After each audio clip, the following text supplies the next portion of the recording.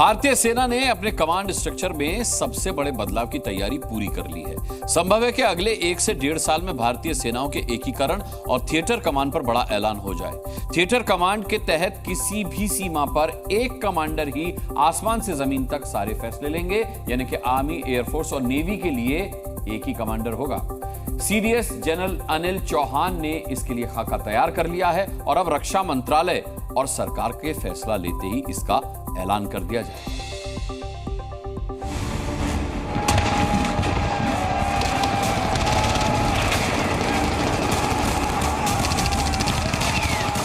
भारतीय सेना का ऑर्डर, एक बॉर्डर, एक कमांडर। आजादी के बाद सेना ने ऐसा फैसला पहली बार लिया है जिसमें किसी भी सीमा पर एक कमांडर ही आसमान से जमीन तक सारे फैसले लेंगे।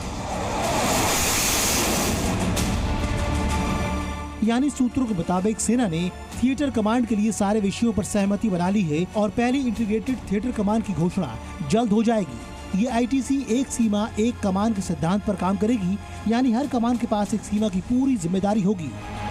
सूत्रों से मिली जानकारी के मुताबिक कुल 3 इंटीग्रेटेड थिएटर कमान यानी आईटीसी बनेंगी और हर कमान को एक सीमा की सुरक्षा की जिम्मेदारी दी जाएगी। एक कमान पाकिस्तान के लिए, एक चीन की सीमा के लिए और एक समुद्र की सुरक्षा की जिम्मेदारी लेगी। पहली कमान दक्षिण पश्चिम आईटीसी होगी जो पाकिस्तान की सीमा की जिम्मेदारी लेगी, यानी कच्छ के रण से लेकर लद्दाख तक की पाकिस्तान की जिम्मेदारी इस कमान की होगी।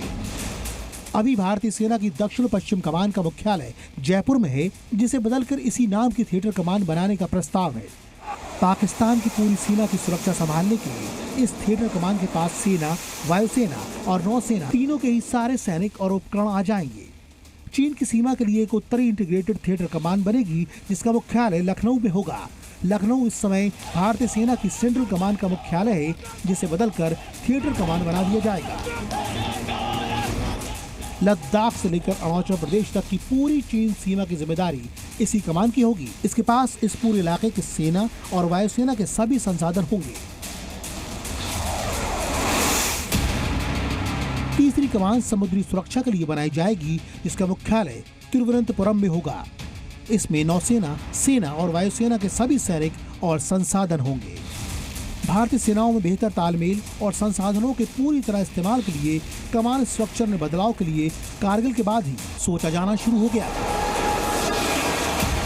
अभी भारतीय सेना की कुल 17 कमान हैं, जिनमें सेना और वायुसेना की 7 और नौसेना की 3 कमान है। इन सब के पास अपने अपने संसाधन हैं और ये अलग अलग काम करते हैं।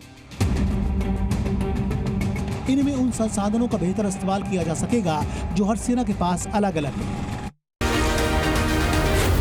Zee News।